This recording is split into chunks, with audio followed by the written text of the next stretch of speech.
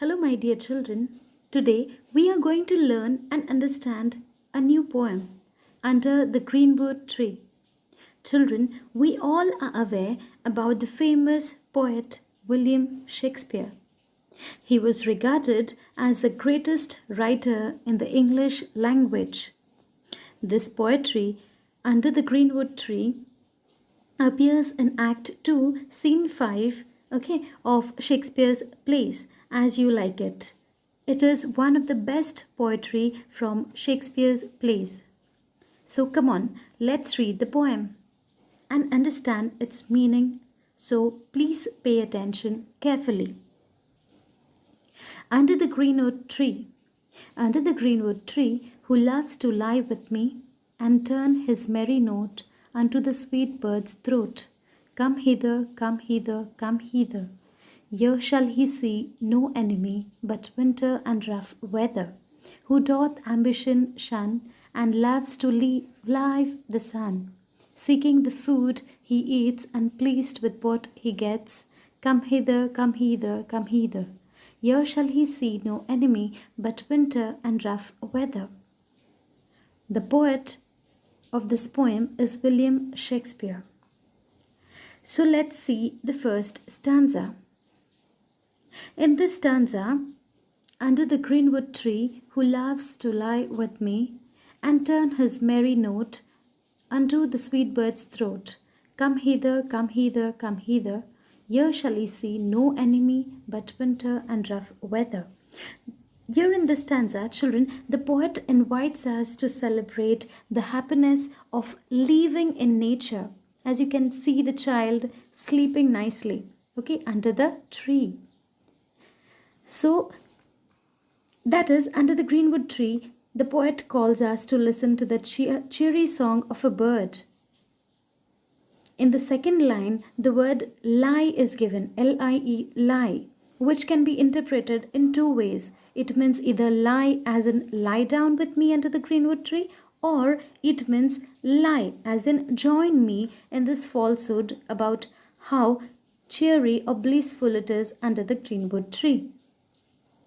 In the next line, poet says, come hither, come hither, come hither. Children, hither means here, H-E-R-E, here. Hither is an old word used for here. So the poet says, come here, come here, come here. Here under the tree, you must find no enemies, unlike in the court, where we see people fighting for justice with one another. You must have seen on television also how people in court fight with each other. Or even in our daily lives, we come across many people who talk with who do not talk with their family members, relatives, or neighbors because of some trivial issues. They keep fighting over one thing again and again. So the poet says, here you will find no enemies, but just winter and rough weather, just as you can see on the screen right now. Spending the time under the greenwood tree will boost your mood and make you a happier person. Let's proceed to the next stanza now, children. Who doth ambition shun and loves to live the sun, seeking the food he eats and pleased with what he gets. Come hither, come hither, come hither. Children, doth, D-O-T-H, as you can see the word in red, doth means it is a form of the word do. But in this poem, here in this poem, D-O-T-H, doth is used instead of does. D-O-E-S, does. It is doth is used instead of does. So the poet states that in the forest, people do not pursue ambition.